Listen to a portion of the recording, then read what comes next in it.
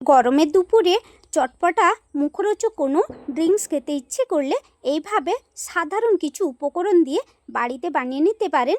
এই ড্রিঙ্কসটা খেতে দারুণ লাগবে। এর জন্য নিতে হবে কয়েকটা পালস চকলেট, সঙ্গে হজমলা বড়ি।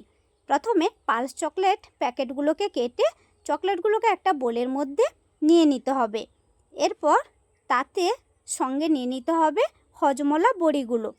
এবারে এগুলোকে একসঙ্গে কোনো শিলনোড়াতে কিংবা হামনদিস্তাতে গুঁড়ো করে নিতে হবে।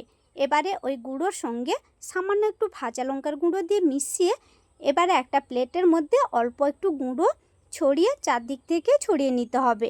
এরপর একটা গ্লাসের মুখে সামান্য পাতিলেবুর রস চিপে চিপে লাগিয়ে নিতে হবে। এরপর গ্লাসটাকে উল্টো করে ওই গুঁড়োটাকে গ্লাসের মুখে লাগিয়ে নিতে হবে। এবারে গ্লাসের মধ্যে দিয়ে দিতে হবে 2-3টে আইস কিউব। তার সঙ্গে দিয়ে দিতে হবে বাকি ওই গুঁড়ো করে রাখা চকলেটগুলো। এরপর তাতে দিয়ে দিতে হবে সামান্য খাওয়া সোডার জল আর নর্মাল জল কিছুটা। এরপর তাতে দিয়ে দিতে হবে কিছুটা পাতিলেবুর রস। এবারে সব কিছুকে ভালো করে মিশিয়ে নিলেই দারুণ টেস্টি মুখরোচক পালস হজমলা ড্রিঙ্কস রেডি।